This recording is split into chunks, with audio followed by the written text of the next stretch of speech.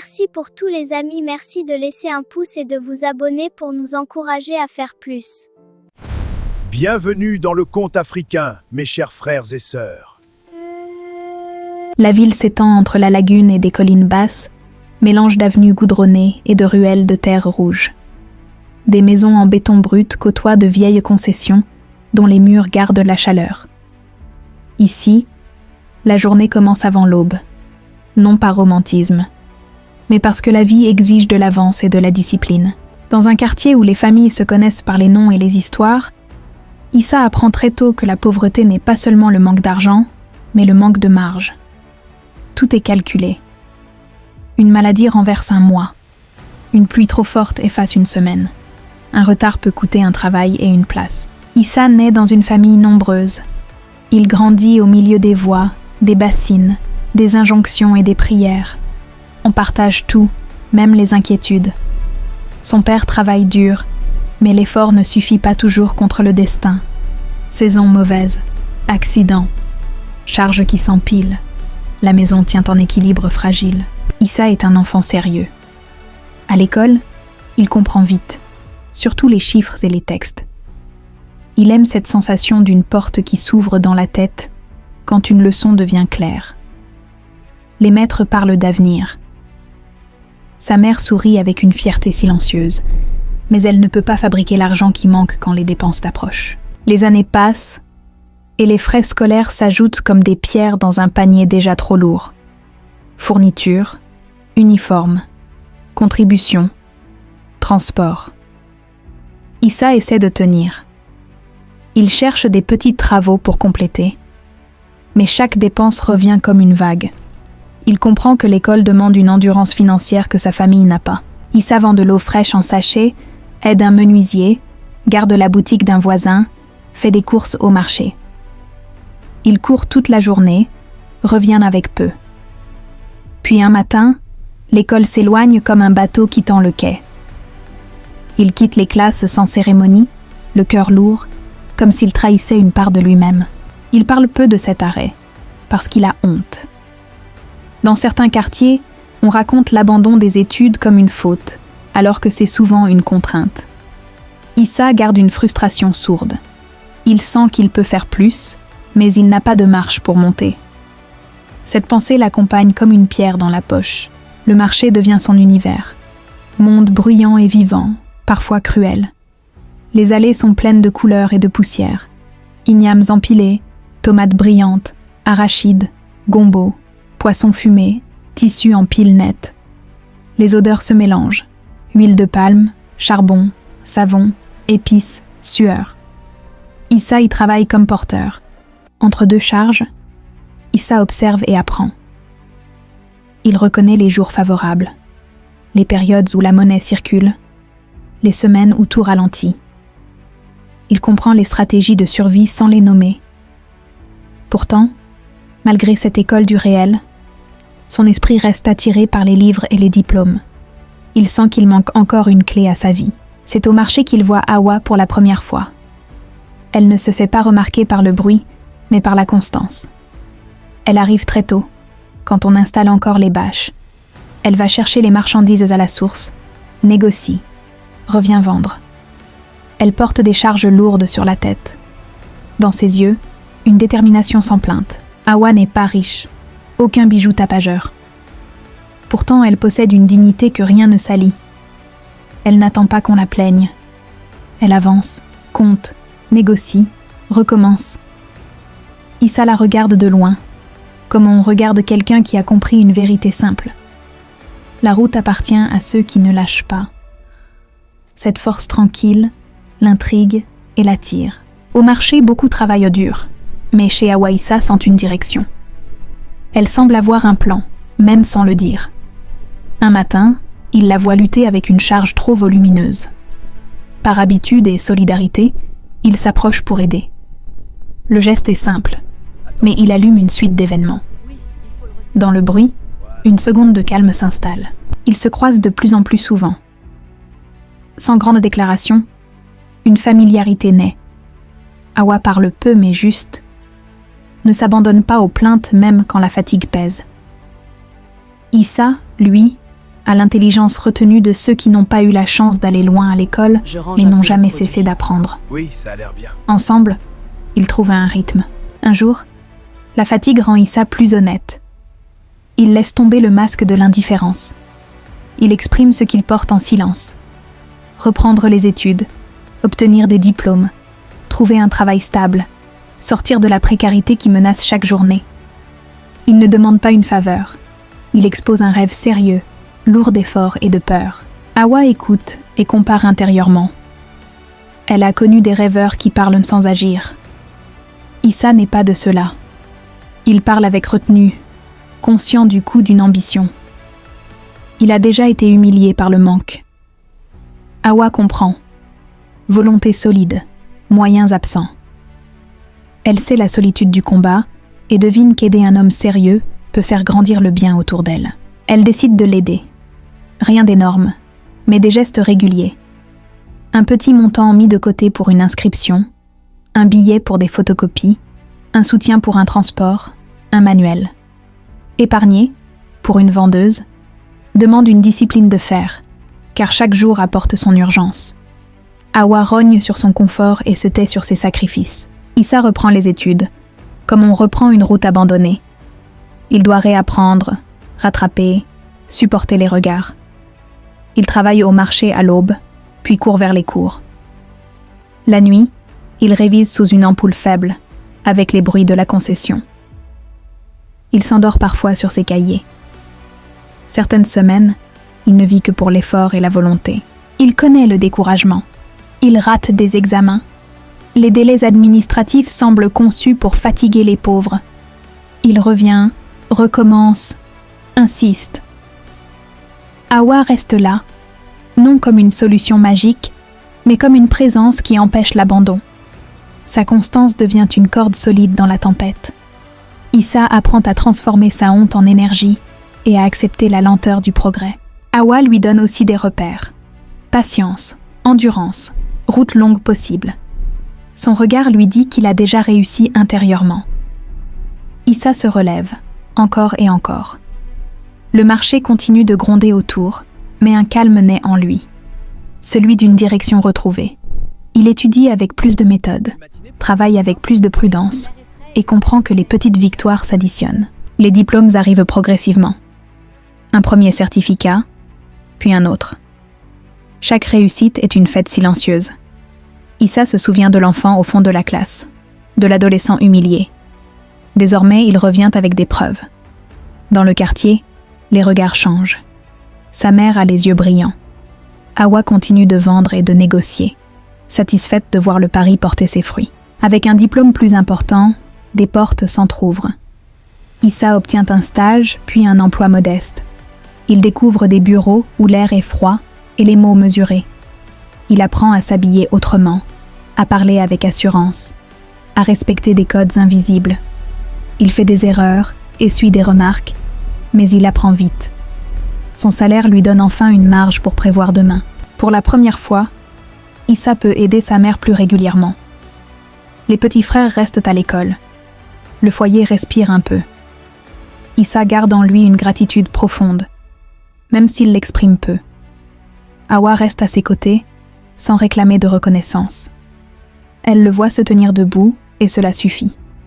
Leur relation se renforce dans un silence fait d'efforts partagés et de compréhension.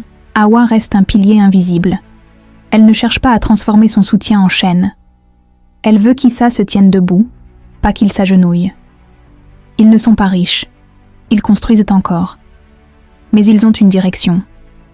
Issa travaille avec sérieux, économise, évite les pièges.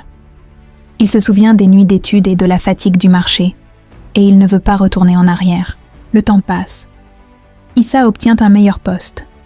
Il rencontre des personnes influentes, entre dans des réseaux. Ses revenus augmentent. Il change de logement, porte des vêtements neufs, achète des objets qu'il n'imaginait pas posséder. Sa famille, autrefois inquiète, devient fière. On parle de lui dans les réunions, on le présente comme un exemple. Issa goûte au respect et s'y attache. Avec la réussite vient la pression sociale. Dans beaucoup de familles, le succès d'un enfant devient celui du clan. On attend de lui qu'il redistribue, qu'il porte les autres, qu'il honore le nom. Les demandes se multiplient. Certains conseils sont justes, d'autres envahissants. Issa commence à sentir qu'il ne lui appartient plus totalement. Sa liberté se rétrécit au rythme des attentes. Sa famille veut qu'il soit un modèle conforme à ses idées. Et dans ses idées, Hawa n'entre pas. Pour eux, elle reste une femme de marché.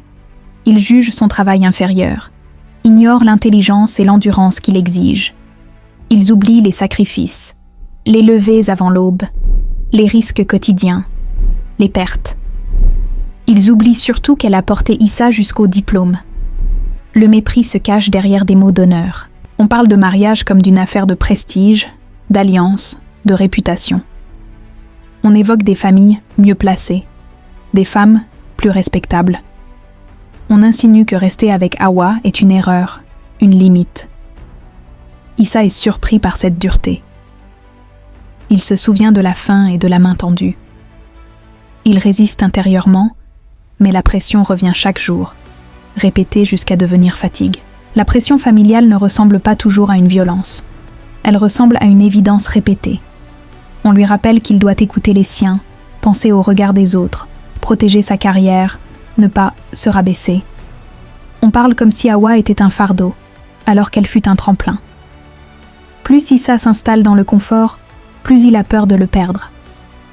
Cette peur le rend fragile et malléable. Petit à petit, Issa cède.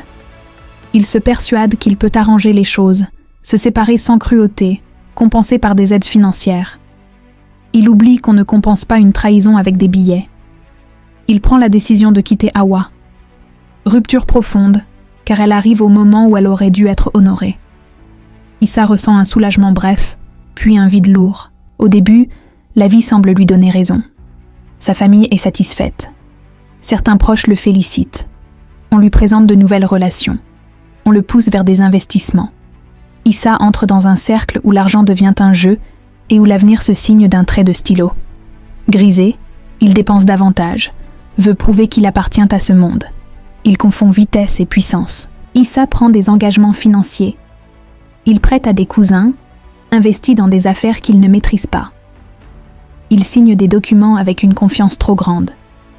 Il s'éloigne de la prudence que la pauvreté lui avait apprise et que le marché lui avait enseignée. Le confort nouveau lui fait oublier que l'argent est fragile lorsqu'il repose sur des promesses. Il avance vite, mais sur un sol instable. Puis la chute arrive comme une saison de pluie qui transforme les routes en boue. Un investissement se bloque, un partenaire disparaît, des marchandises sont saisies, des sommes s'évaporent. Issa, au lieu de ralentir, tente de se rattraper par une autre opération. Il emprunte, s'endette, s'enferme dans l'urgence. La peur devient sa conseillère, et elle ne connaît pas la sagesse. Le stress ronge son quotidien. Il dort mal, répond trop vite, réfléchit trop tard. Son travail en souffre, absent, préoccupé, moins efficace. Les bureaux qu'il avait conquis deviennent un lieu de tension. Il sent les regards changer, l'indulgence disparaître. La réussite qui semblait solide se révèle dépendante d'un équilibre fragile. Issa s'accroche, mais chaque jour demande plus d'énergie que le précédent. Dans son entreprise, une restructuration arrive. Les postes sont coupés, les visages se ferment. Issa fait partie de ceux qu'on laisse partir. En sortant, il porte ses affaires comme on porte une défaite. Il se souvient des sacs du marché, mais cette fois la charge est intérieure. Il marche dans la rue avec la sensation d'avoir perdu plus qu'un salaire. Une identité fabriquée trop vite. En quelques mois, tout se défait. La voiture disparaît, le logement change. Les appels d'amis se raréfient, puis cessent. Ceux qui riaient hier se taisent aujourd'hui. La famille, gênée, exprime du mécontentement. Certains reprochent son manque de prudence. D'autres se plaignent des aides qui diminuent. L'ambiance se refroidit. Issa découvre que le respect conditionnel fond aussi vite que l'argent. La solitude devient plus lourde que dans sa jeunesse, car elle s'accompagne du regret. Issa comprend que la chute n'est pas seulement financière, elle révèle ses erreurs. Il repense à Hawa, à sa constance, à sa discipline. Il réalise qu'il a renoncé à une vérité pour une image. La honte change de visage.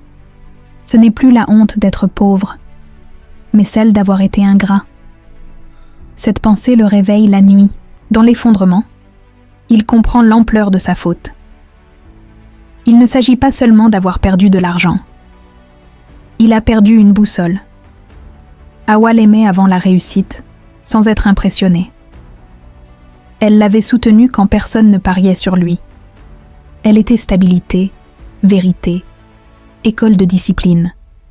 Sa famille l'avait poussé au prestige en lui demandant de renier la fidélité, alors que la fidélité est une noblesse plus profonde. Issa décide de retrouver Hawa pour demander pardon. Pas pour être sauvé financièrement, mais pour reconnaître sa faute. Il retourne au marché. Il marche dans les allées, regarde chaque étal, interroge discrètement. Le marché a le même bruit, mais il lui paraît différent, comme s'il avait perdu une couleur. On lui apprend qu'Hawa n'est plus là. Les vendeuses se déplacent. Les opportunités migrent. Hawa est parti depuis longtemps, grandi dans le commerce. Un froid intérieur l'envahit. Il comprend qu'il a peut-être perdu la chance de réparer. Pourtant il cherche. Il suit des pistes, traverse des villes et des villages, prend des cars fatigués. Il s'assoit près de paniers et de poulets, respire la poussière des routes, passe des postes de contrôle où le temps s'étire. Il s'arrête dans des marchés inconnus, questionne commerçants, transporteurs, grossistes. Chaque réponse le pousse plus loin. Parfois Issa croit toucher le but, puis la piste s'éteint. Il vit entre honte et espoir, accroché à l'idée que l'humilité peut encore ouvrir une porte. Sa quête devient une épreuve de vérité. Il n'a plus l'orgueil des jours riches, seulement une volonté de se tenir enfin du bon côté. Il avance dans la fatigue, et chaque pas ressemble à une confession silencieuse. Pendant ce temps, Hawa continue de grandir. Après la rupture, elle traverse la douleur sans la laisser décider de sa vie. Elle travaille davantage, économise avec rigueur, refuse la plainte. Elle comprend que la meilleure revanche n'est pas l'amertume, mais la réussite. Elle renforce son commerce et transforme chaque journée en marche vers une stabilité qu'elle n'attend plus de personne. Elle achète en gros, organise des circuits d'approvisionnement, diversifie ses produits. Elle loue une première boutique, puis une seconde. Elle emploie des jeunes, investit dans le transport, apprend à gérer les stocks, éviter les pertes, anticiper les saisons. Son nom circule dans les réseaux commerciaux. Sa réussite ne fait pas de bruit, mais elle devient solide, bâtie sur la patience et la discipline. Sa richesse vient progressivement, comme une maison qu'on construit brique après brique. Un jour, elle achète un terrain, puis elle bâtit. Elle aide sa famille, soutient des femmes qui veulent se lancer, finance des apprentissages. Elle reste fidèle à sa discipline, à son honnêteté, à sa patience. Elle n'est pas devenue riche pour humilier. Elle est devenue riche parce qu'elle a refusé d'abandonner. Dans la ville d'origine, la nouvelle finit par circuler. Hawa a réussi.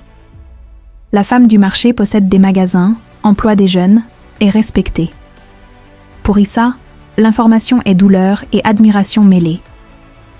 Il comprend que la grandeur ne vient pas du prestige, mais de la constance. Pour sa famille, c'est un choc. Leur jugement était pauvre, même s'ils se croyaient riches de tradition. La famille d'Issa ressent un regret silencieux. Ils comprennent qu'ils ont humilié une femme qui dépasse maintenant beaucoup de ceux qu'ils disaient mieux placés. Ils n'osent pas l'avouer franchement, mais la honte s'installe. Issa, lui, continue de chercher. Il a perdu son statut, mais gagné une conscience. Il sait désormais que la réussite ne vaut rien sans gratitude, et que l'argent amplifie les défauts quand les principes manquent. Après longtemps, Issa localise Hawa grâce à une chaîne de commerçants et de transporteurs. On lui apprend qu'elle vit dans une grande ville du littoral, là où le commerce est plus intense, où les conteneurs arrivent, où les marchés dorment peu. Issa s'y rend, déterminé à aller au bout. Il n'a plus rien à prouver, seulement quelque chose à reconnaître.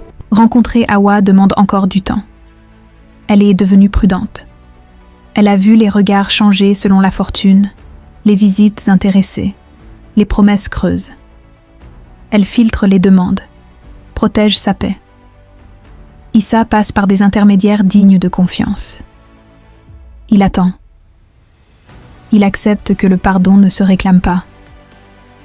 Cette attente l'oblige à rester humble, et l'humilité devient enfin un choix, pas une contrainte. Quand Hawa accepte de le recevoir, Issa arrive avec un cœur lourd. Il n'a plus la posture de l'homme riche, ni l'assurance artificielle des jours de prestige. Il est simplement un homme face à une femme qui l'a blessé. Hawa est différente, plus posée, plus solide, marquée par l'expérience, fidèle à sa dignité. Elle a la tranquillité de ceux qui ont travaillé pour leur paix. Issa comprend que sa recherche n'est pas seulement une quête de pardon, mais une quête de vérité. Il doit reconnaître l'ingratitude. Il doit accepter qu'Hawa n'a aucune obligation. Il doit admettre que l'amour et la loyauté, quand ils sont trahis, laissent qu'en des cicatrices. Cette lucidité le brûle et le libère à la fois. Il ne vient plus négocier une place, il vient assumer une faute. Il exprime ses regrets avec simplicité, sans se justifier. Il reconnaît sa faiblesse, sa peur de perdre sa place, son obsession de l'image, l'influence familiale. Il admet avoir confondu réussite et droit de mépriser. Il comprend que sa chute lui a montré ce qu'il avait perdu, mais que sa prise de conscience dépasse l'argent. Ce qu'il a fait était injuste, même s'il n'avait pas tout perdu matériellement. Hawa ne pardonne pas vite. Elle a mis longtemps à se relever et à reconstruire une vie stable. Elle ne veut pas que le passé revienne simplement parce qu'Issa souffre maintenant. Elle veut être sûre que son changement est durable. Elle observe le temps. Issa n'essaie pas d'accélérer. Il accepte la lenteur comme conséquence, comme une dette morale. Cette patience devient sa première vraie preuve. Issa retourne à une vie plus humble. Il travaille, se forme de nouveau, reconstruit une stabilité petitement, honnêtement. Il se détache des illusions, apprend à dire non aux promesses rapides. Il commence à aider certains jeunes du quartier, non pour paraître, mais parce qu'il comprend la valeur d'un soutien au bon moment. Il transforme sa chute en apprentissage et sa fierté en prudence. Sa famille aussi change. Ils sont obligés de regarder leur rôle. Ils comprennent que leur obsession du prestige a détruit ce qu'ils auraient dû bénir. La honte s'installe, non comme une punition, mais comme une lucidité tardive. Certains réalisent qu'ils ont méprisé le travail du marché, alors que ce travail nourrit la ville et apprend la discipline. Leur certitude se fissure. Ils deviennent plus silencieux, plus prudents. Le temps fait son œuvre. Hawa voit qu'Issa ne cherche pas à profiter d'elle. Il ne revient pas pour l'argent. Il veut réparer ce qui peut l'être. Il n'accuse plus sa famille ni les circonstances. Il assume. Hawa observe sa constance, son humilité. Elle reconnaît une sagesse nouvelle, celle que la réussite rapide n'enseigne pas. Et cette transformation, lente, commence à créer un espace possible pour la paix. Après un long temps, Hawa finit par accorder son pardon. Ce pardon n'efface pas le passé. Il ne rend pas les années perdues. Mais il libère une partie de la douleur. Hawa ne pardonne pas parce qu'elle oublie. Elle pardonne parce qu'elle refuse d'être prisonnière d'une blessure. Issa reçoit ce pardon non comme un cadeau facile, mais comme une responsabilité.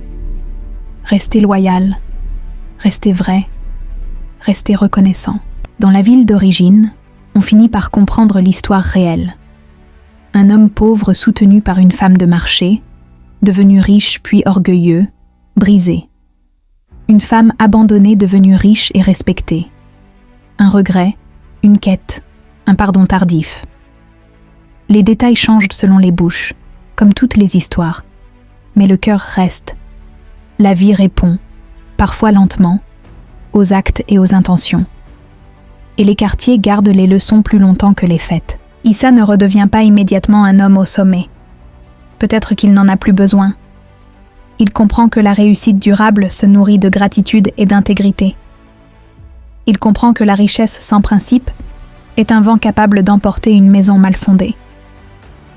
Il comprend aussi qu'une famille peut être une bénédiction quand elle conseille avec sagesse, mais un danger lorsqu'elle impose la vanité et le mépris. Cette compréhension le stabilise. Hawa poursuit sa route. Sa réussite devient un exemple pour d'autres femmes qui se lèvent avant l'aube et portent des charges invisibles. Elle montre que le marché n'est pas un lieu de honte, mais une école de courage. Elle prouve que l'intelligence ne vit pas seulement dans les bureaux. Sa dignité ne dépend pas du type de travail, mais de la manière de le faire. Elle avance sans arrogance, solide, utile, respectée. Avec le recul, Issa comprend que la vie lui a donné une leçon sur la richesse. Elle ne se mesure pas seulement en argent, mais en capacité de rester fidèle à ceux qui vous ont soutenu quand vous n'étiez rien. Quand il repense à Hawa portant ses marchandises, il voit plus qu'une vendeuse battante. Il voit une leçon vivante de constance, d'honneur discret et de sacrifice sans bruit. Il sait désormais ce qui compte. La leçon de vie de cette histoire est que la réussite matérielle peut élever un homme, mais elle révèle surtout ce qu'il porte dans le cœur. Oublier d'où l'on vient, mépriser ceux qui ont aidé, sacrifier la loyauté pour l'apparence, c'est construire sur du sable. Les conseils familiaux sont précieux quand ils viennent de la sagesse, destructeurs quand ils naissent de l'orgueil. Gratitude, humilité et respect valent plus que le prestige, car l'argent peut disparaître. Mais une bonne conscience et des liens justes soutiennent toute une vie. Merci d'être resté jusqu'à la fin. N'oubliez pas de vous abonner et d'activer la cloche de notification pour ne rien rater.